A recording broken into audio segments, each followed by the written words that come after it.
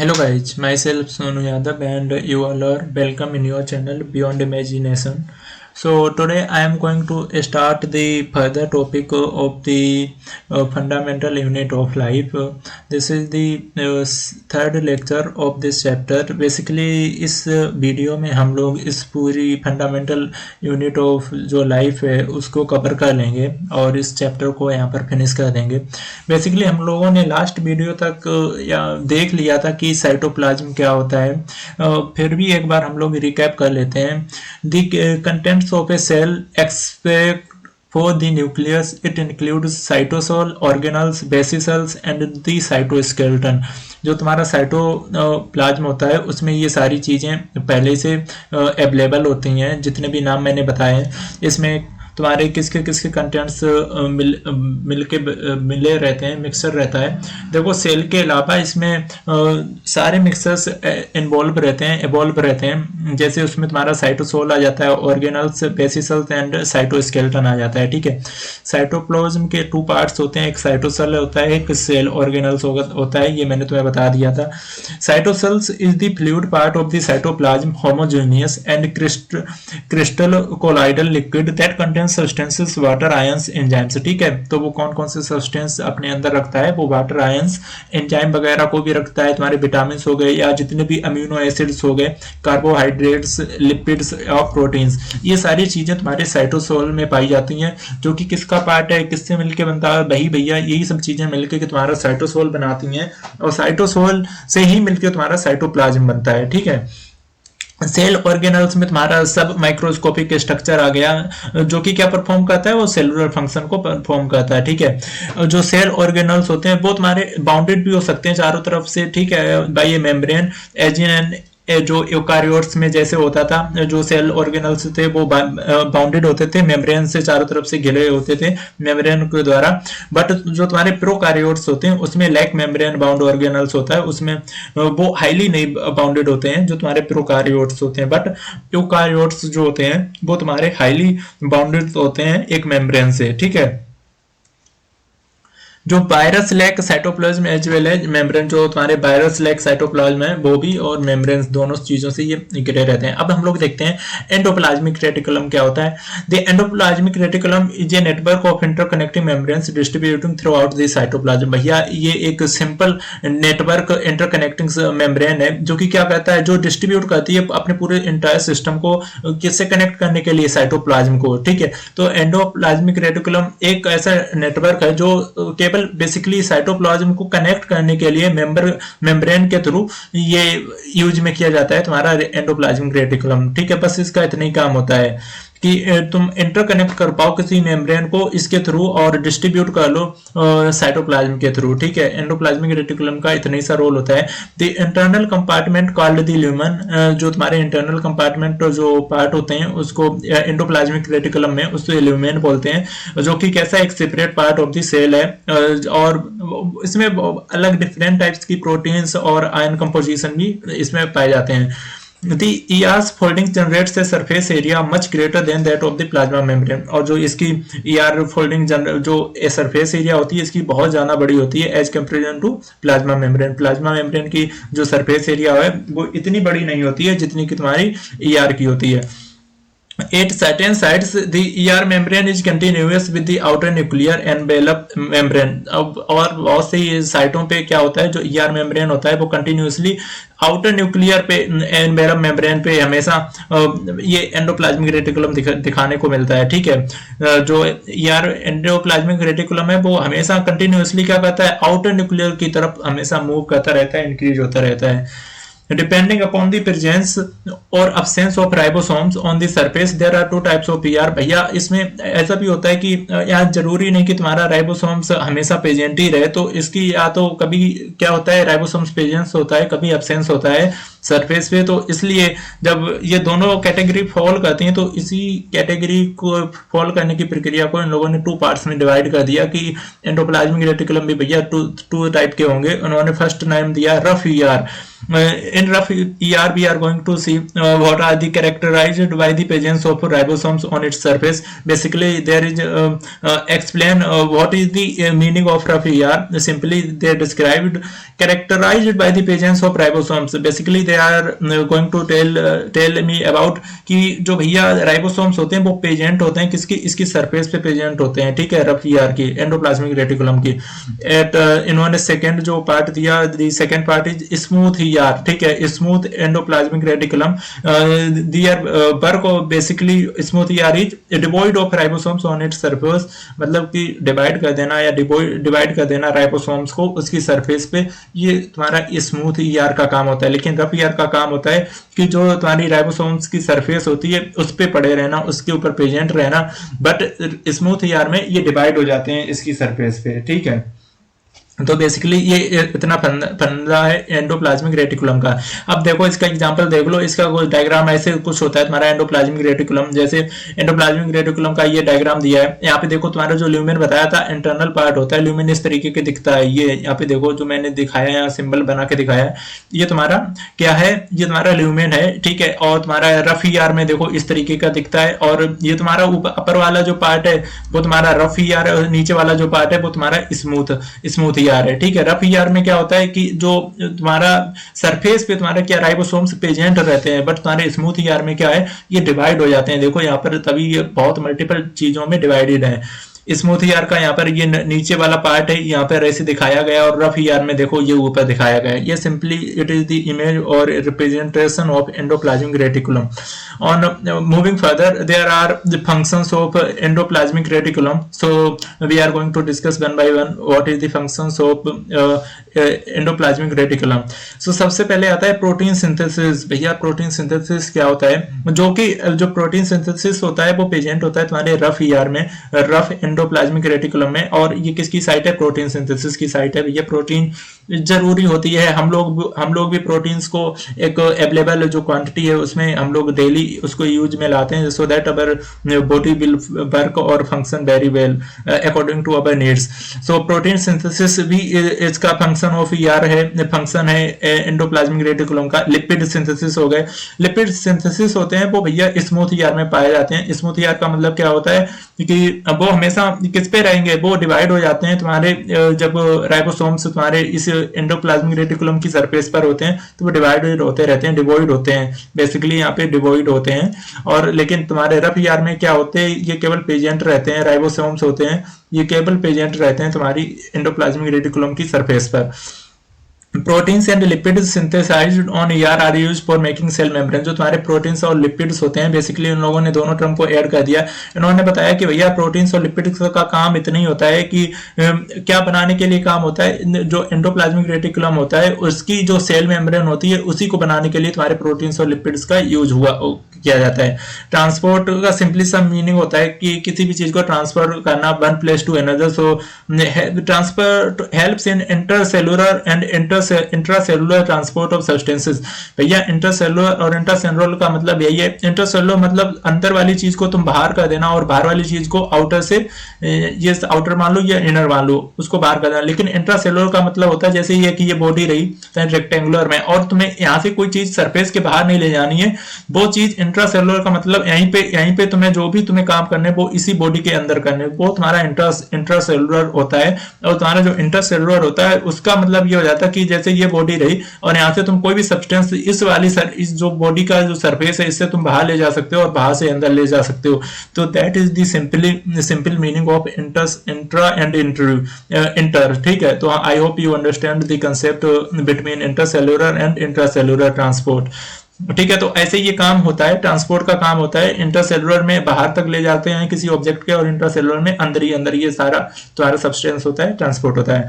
Support का मतलब क्या है, तो किसी भी चीज में सपोर्ट देना, वैसे यहाँ पे सपोर्ट दिया जाता है। It gives internal support to the cytoplasm, cytoplasm को जो इंटरनली फंक्शन करने के लिए जो चीजें रिक्वायरमेंट रहती है उसको हम लोग सपोर्ट करवाते हैं। SER in liver cells takes place in detoxifying many poisons and drugs.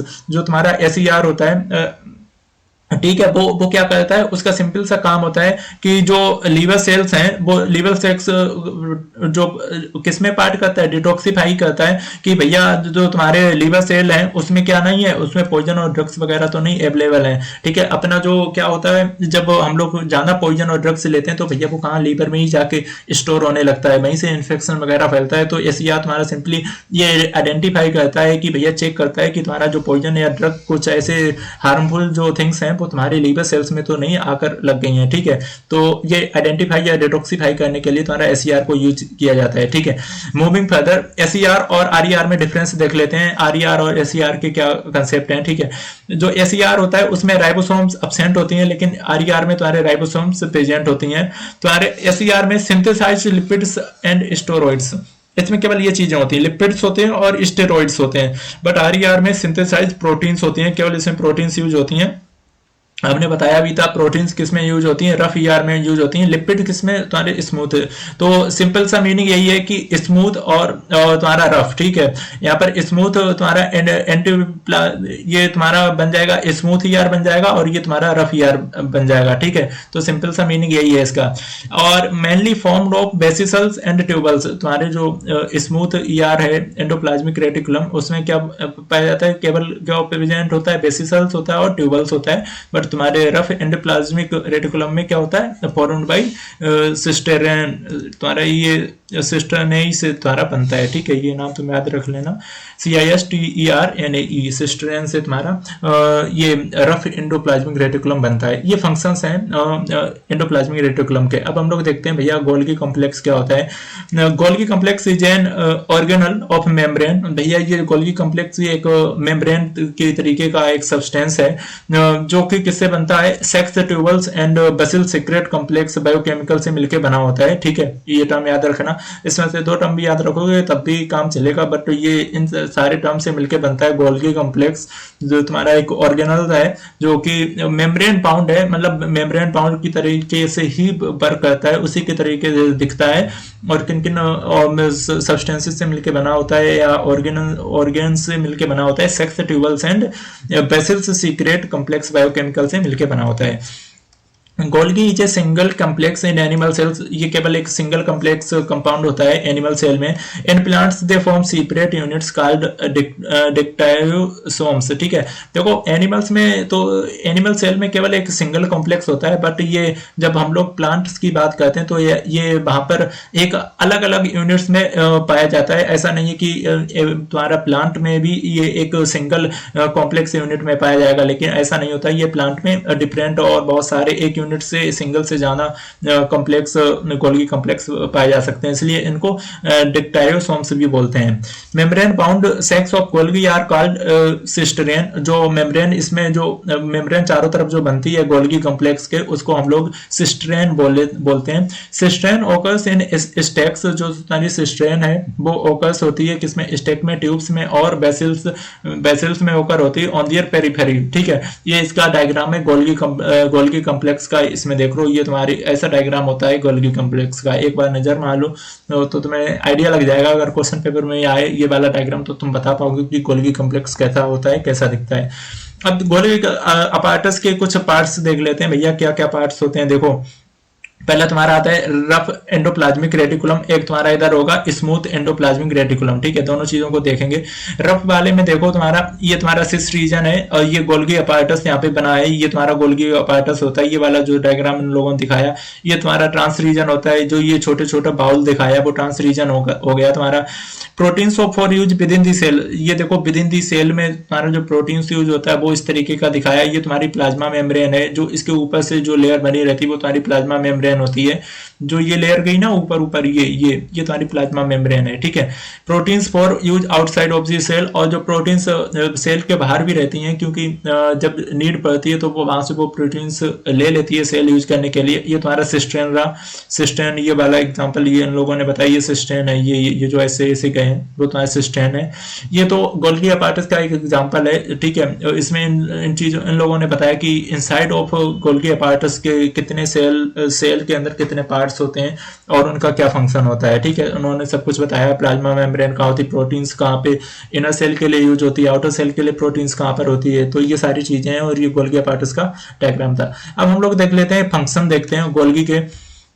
Golgi apparatus is involved in repair and synthesis of cell membrane. जो गोल्गी अपार्टस होता है वो भैया रिपेयर करने के लिए होता है। तुम्हारी कोई सेल मेम्ब्रेन को या सेल मेम्ब्रेन अगर बेकार हो जाती है तो उसको रिपेयर करने के लिए तुम्हारी गोल्गी अपार्टस यूज होती है। Lysosomes are formed by Golgi apparatus, और जो तुम्हारे लाइसोसोम्स होते हैं वो भी भैया गोल्गी अपार्टस से ही फाउंड करते हैं, ठीक है।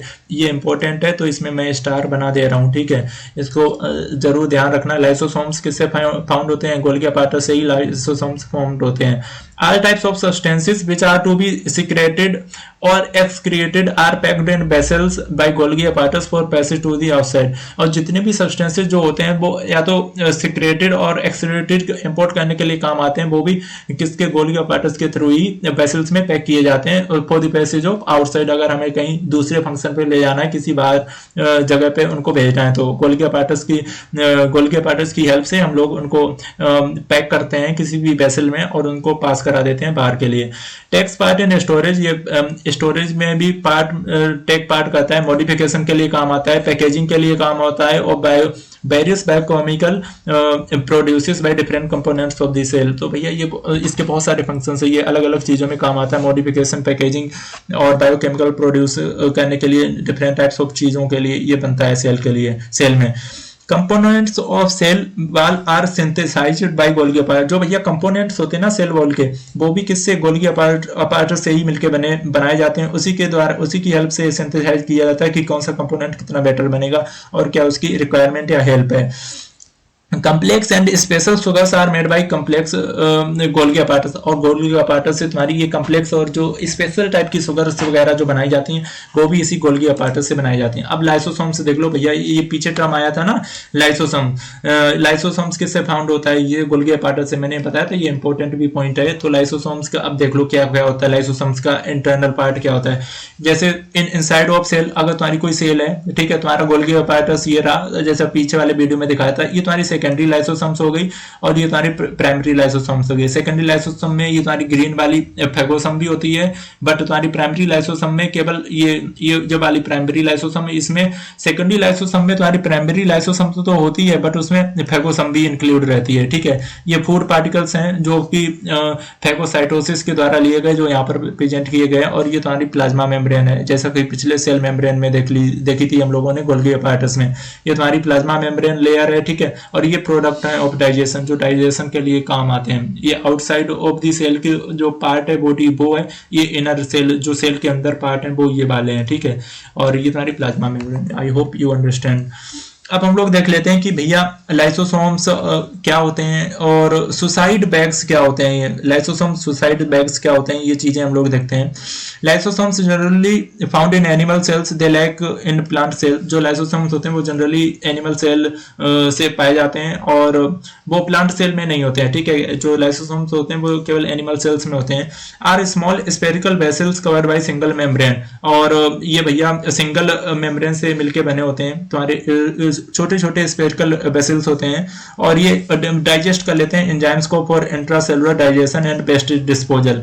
इन दोनों चीजों के लिए तुम्हारे लाइसोसोम्स सुसाइड बैग्स यूज होते हैं। लाइसोसोम्स का दूसरा नाम सुसाइड बैग्स रखा गया है। क्यों रखा गया है? क्योंकि ये इंट्रासेलुलर डाइजेशन होते हैं, मतलब ये अपने आप में ही डाइजेस्ट हो जाते हैं, इसलिए सुसाइड बैग्स नाम रख दिया कि भैया अपने आप ही से ये खत्म हो जाते हैं या एक वेस्ट डिस्पोजल की तरह बाहर निकल जाते हैं, इसलिए इन लोगों ने नाम इसका सुसाइड बैग्स रख दिया है। Moving further the next point is these enzymes are synthesised by RER, और जो ये एंजाइम हमें वो किससे द्वारा फॉर्म किए जाते हैं, आरईआर के द्वारा। इसकी सिंपल फुल फॉर्म है रफ एंडोप्लाज्मिक रेटिकुलम, ठीक है। तो ये एंजाइम किससे, रफ एंडोप्लाज्मिक रेटिकुलम के द्वारा तुम्हारे फॉर्म होते हैं। In damage cell lysosomes burst to release enzymes for digestion of cellular component. अगर कोई तुम्हारी सेल डैमेज हो जाती है तो तुम्हारे लाइसोसोम्स हैं वो वहां पर बस्ट हो जाते हैं, फट जाते हैं और रिलीज करते हैं कुछ एंजाइम्स को, सो दैट तुम्हारे जो डाइजेशन है सेलुलर कंपोनेंट्स का वो आसानी से हो सके। अगर तुम्हारी सेल काम नहीं कर रही, अगर वो डैमेज हो गई तो वहां पर लाइसोसोम्स तुम्हारे वर्स्ट हो जाते हैं। तभी इनको एक नाम दे दिया गया सुसाइड वैग के, भैया जब ये वर्स्ट हो जाएंगे तो उसको फटने को सुसाइड वैग का नेम दे दिया गया है। इसके फंक्शंस हैं, इसके क्या फंक्शंस हैं, डिस्ट्रक्शन ऑफ फॉरेन पार्टिकल्स, जो तुम्हारे बेकार के पार्टिकल्स या बाहर से जो पार्टिकल्स अंदर आ रहे हैं उनको डिस्ट्रक्ट करना, उनको पास मत आने देना। इंट्रासेलुलर डाइजेशन, अंदर ही अंदर सेल के अंदर ही ये सारी चीजों को डाइजेस्ट करते हैं, इंट्रासेलुलर डाइजेशन है। रिमूवल ऑफ सेल डेब्रिस, और ये रिमूव करते हैं जो सेल डेब्रिस होते हैं उनको रिमूव करते हैं। टाइम ऑफ मेटामॉर्फोसिस, और टाइम कैलकुलेट करते हैं जो मेटामॉर्फोसिस कोई भी रिएक्शन लेती है कितना टाइम लेती है। Organs are digested by lysosome, और जो ऑर्गन्स होते हैं वो किसके द्वारा डाइजेस्ट किए जाते हैं, लाइसोसोम्स के द्वारा, ठीक है। तो ये इसके कुछ पॉइंट्स हैं। अब हम लोग देख लेते हैं माइटोकॉन्ड्रिया, ये it is the most important topic of the chapter, ठीक है। माइटोकॉन्ड्रिया तुम्हारा बहुत आगे तक पूछा भी जाता है कि माइटोकॉन्ड्रिया क्या है भैया, और पावर हाउस, इसको एक सेकेंड नेम से भी जानते हैं, power house of a cell. The other नाम of mitochondria is known as power house of a cell. तो माइटोकॉन्ड्रिया भैया बहुत इंपॉर्टेंट है, और इसके कुछ पॉइंट जो हैं वो मैं आपको बता दे रहा हूँ। Mitochondria is rod shaped cell organelles. Basically हम लोगों ने थोड़ा सा इसका फंक्शन देखा है पीछे, जब शुरू किया था अपना चैप्टर तो वहां पर देखा था कि माइटोकॉन्ड्रिया का क्या होता है, बताया था वहां पर कि ये रोड शेप्ड लाइक स्ट्रक्चर होता है इसका सेल ऑर्गेनल्स की तरीके से। और एरोबिक यूकारियोट्स होते हैं which take part in the Krebs cycle, ये तो, और इनका कैसा किसमें पार्ट लेते हैं, क्रेब साइकिल में पार्ट लेते हैं, लेकिन इनका जो स्ट्रक्चर होता है वो रोड शेप्ड सेल ऑर्गेनल्स के तरीके का इनका स्ट्रक्चर होता है। Commonly called powerhouse of the cell because they contain enzymes necessary for the total oxidation of food and for release of high amount of energy in the form of ATP. Basically इनका जो काम क्या होता है, ये इनको power house of the cell इसलिए नाम रख दिया गया माइटोकॉन्ड्रिया का क्योंकि ये बहुत सारे एंजाइम्स को रखता है अपने पास। अगर जरूरत पड़ने पर जो उनका टोटल ऑक्सीडेशन होता है फूड का, फूड को डाइजेस्ट करने के लिए जो चीजें रिक्वायरमेंट रहती हैं वो ये सब कंट्रोल करता है और अपने आप में रखता है। और जो तुम्हारा जो फूड ऑक्सीडेशन होता है उससे जो एनर्जी रिलीज होती है उसको भी ये कैप्चर करता है, उसको भी अपने अंदर कंटेन करके रखता है, ठीक है। तो that's why in the form of ATP के फॉर्म में इस सारी एनर्जी को कंटेन करता है। इसी वजह से इसका नाम क्या रख दिया गया, power house of the cell of mitochondria, ठीक है। माइटोकॉन्ड्रिया का नाम power house of the cell रख दिया गया। It is bounded by two membrane. Outer membrane is smooth and porous, while inner membrane is folded. देखो टू इसकी membrane होती हैं, एक आउटर मेम्ब्रेन होती है, एक इनर मेम्ब्रेन होती है। जो आउटर मेम्ब्रेन होती है वो बहुत स्मूथ होती है और उसमें हल्के हल्के से छिद्र बने रहते हैं, लेकिन जो इनर मेम्ब्रेन होती है वो एकदम पूरी फोल्ड होती है और उसमें कोई तुम्हारे होल वगैरह नहीं बने होते हैं, कोई पोरस नहीं होता है। Cristae contains oxysomes, they are partially embedded in inner membrane. और जो क्रेस्टाई होते हैं वो उसमें क्या प्रेजेंट होता है, ऑक्सीसोमस होता है, और ये पार्शियली किसमें, इनर मेम्ब्रेन में पाए जाते हैं। माइटोकॉन्ड्रिया इनक्लोज ए मैट्रिक्स हैविंग डीएनए। माइटोकॉन्ड्रिया में एक मैट्रिक डीएनए प्रेजेंट होता है, ठीक है, जो कि राइबोसोम्स हैं, एंजाइम्स भी इसको लेके चलते हैं, इसका ये पार्ट है, ठीक है। राइबोसोम्स एंड एंजाइम्स भी माइटोकॉन्ड्रिया में पाए जाते हैं और इसमें एक मैट्रिक्स लाइक एक तुम्हारा डीएनए लाइक स्ट्रक्चर भी प्रेजेंट होता है माइटोकॉन्ड्रिया में। DNA and ribosomes makes the mitochondria semi autonomous as they are able to manufacture some of their own proteins and enzymes. जो तुम्हारे डीएनए और राइबोसोम्स होते हैं भाई माइटोकॉन्ड्रिया को सेमी ऑटोनोमस बना देते हैं कि भैया वो सेल्फ से काम करता रहता है और जितने भी फंक्शंस उसके प्रोटीन या एंजाइम के लिए रिक्वायर्ड रहते हैं मैन्युफैक्चर करने के लिए, जो जरूरत पड़ती है वो उसको करता रहता है, ठीक है। DNA and ribosomes plays a very important role in mitochondria, ठीक है, फॉर सेल फंक्शनिंग, ये बात याद रखना।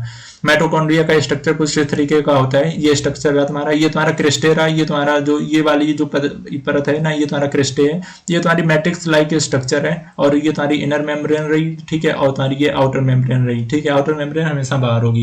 ये तुम्हारा माइटोकॉन्ड्रिया का स्ट्रक्चर हो गया। अब लाइसोसोम सुसाइड बैग देख लो। लाइसोसोम सुसाइड बैग कैसा है, ये ऐसा दिखता है लाइसोसोम सुसाइड बैग, ठीक है। ये तुम्हारी सेल मान लो कोई, ठीक है, ये उसका कुछ है ना पार्ट रहा, और ये इसका इस तरीके का स्ट्रक्चर होता है लाइसोसोम सुसाइड बैग्स का। अब हम लोग देख लेते हैं कि प्लास्टिड्स और तुम्हारी ये प्लास्टिड्स क्या होते हैं, ठीक है। बेसिकली हम लोग देखने जा रहे हैं कि प्लास्टिड्स होते हैं क्या। Plastids are large cell organelles found only in plant cells which are specialised to synthesise and store organic substances. जो तुम्हारे प्लास्टिड्स होते हैं ना, वो बहुत लार्ज सेल ऑर्गेनल्स होते हैं जो कि केवल प्लांट सेल में पाए जाते हैं, ठीक है। ये एनिमल्स में नहीं पाए जाते हैं, प्लास्टिड्स केवल प्लांट सेल में पाए जाते हैं। और इनका क्या काम होता है, इनका काम होता है कि स्टोर करना ऑर्गेनिक सब्सटेंस को, ठीक है। ये प्लास्टिड्स का इतना ही काम होता है जो ऑर्गेनिक सब्सटेंस हैं उनको स्टोर करके रखना अपनी सेल में।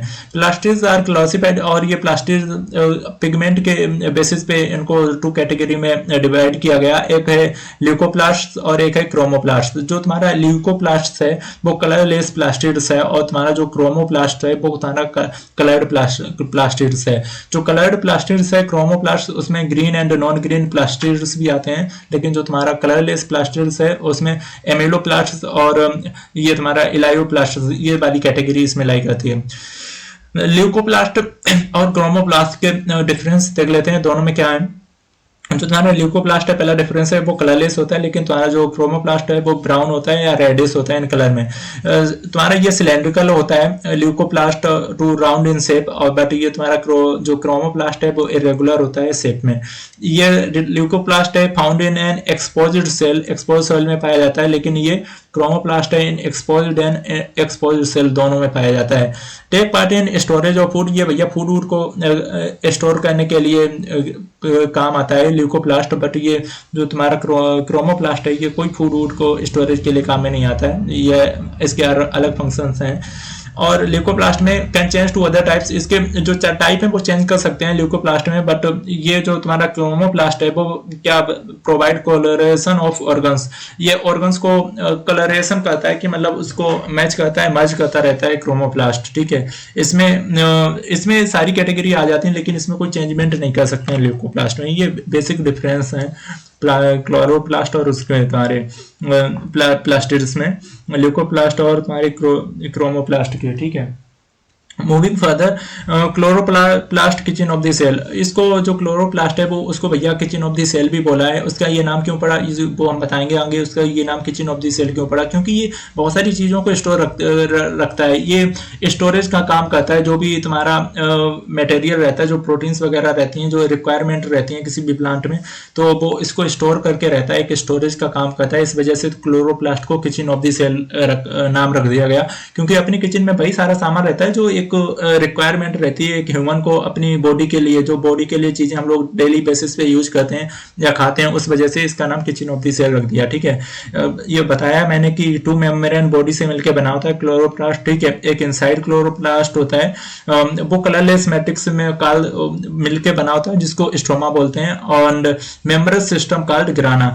जो तुम्हारा कलरलेस मैट्रिक्स होता है उसको स्ट्रोमा बोलते हैं, एंड सेकेंड है मेम्ब्रेनस सिस्टम, उसको क्या बोलते हैं, ग्रेना बोलते हैं। Each granum consists of a stack of membrane bounded flattened sacs called thylakoids, ठीक है।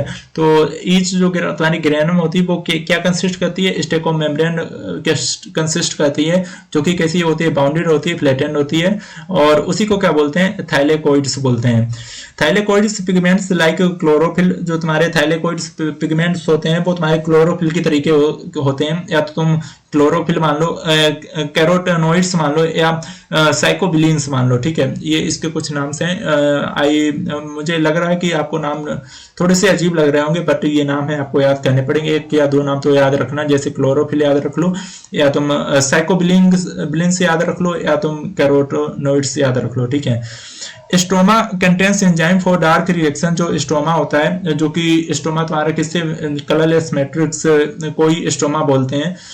तो स्ट्रोमा में क्या होता है, एंजाइम्स रहते हैं डार्क रिएक्शन के लिए, जैसे डीएनए हो गया, आरएनए हो गया, राइबोसोम्स हो गया।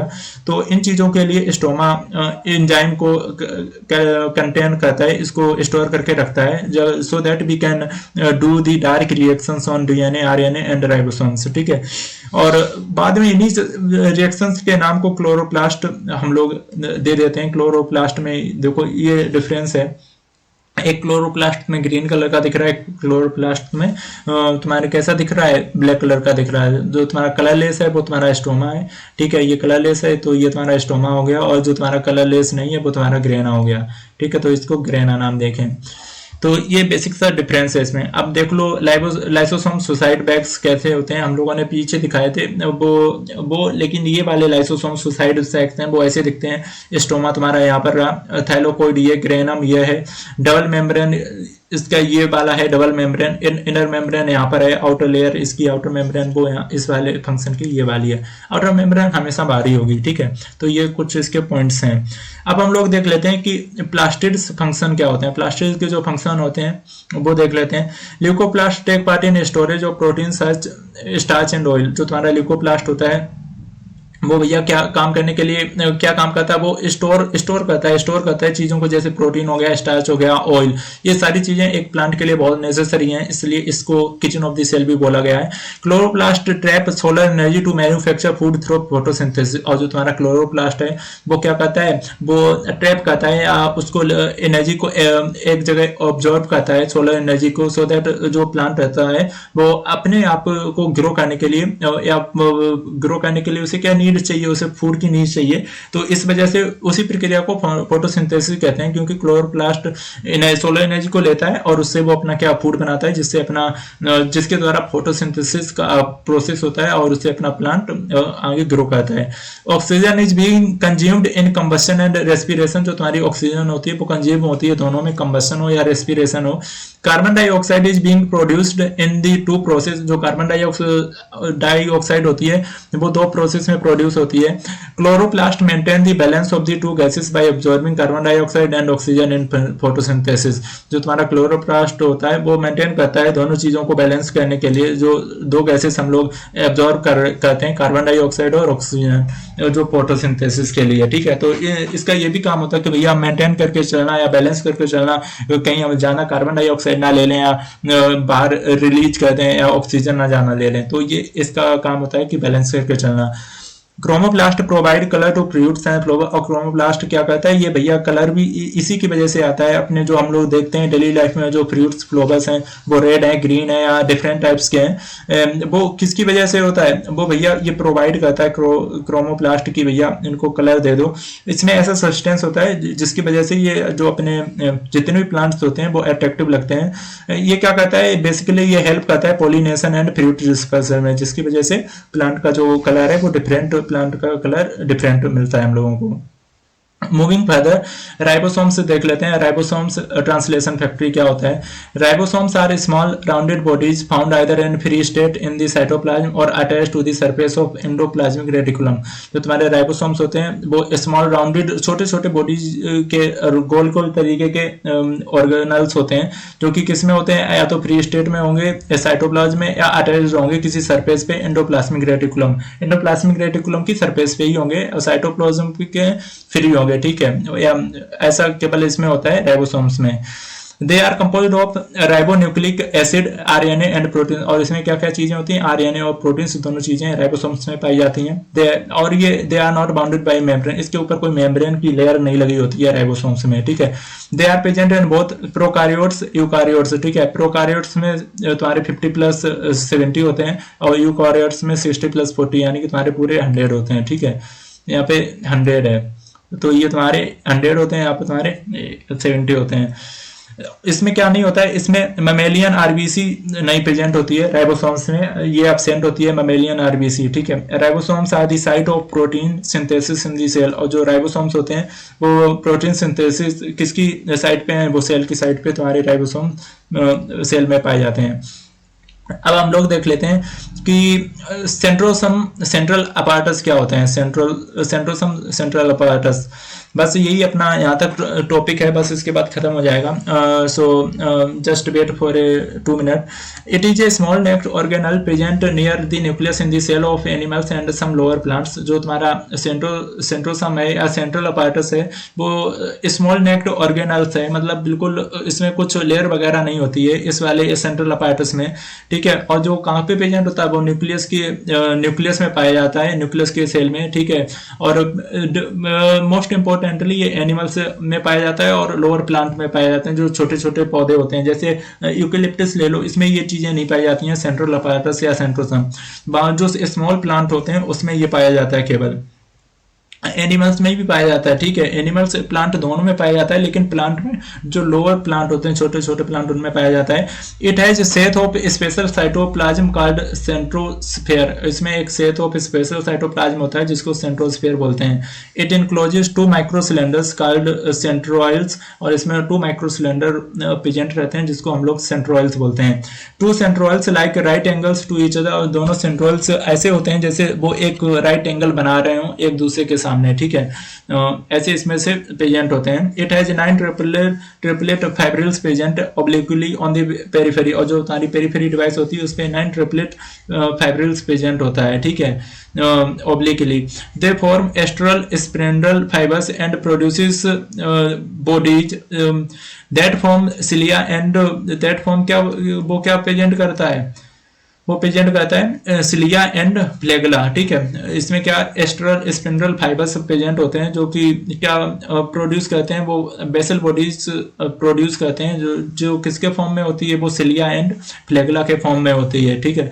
तो ये टॉपिक तुम्हारा यहाँ तक खत्म होता है। अब हम लोग आगे फर्दर नेक्स्ट तुम्हारा चैप्टर शुरू करेंगे। So I hope you understand all the points. If you don't understand very well all the points, then please go through once again through this video, and then you clearly understand all the points. So thank you guys, bye bye, take care.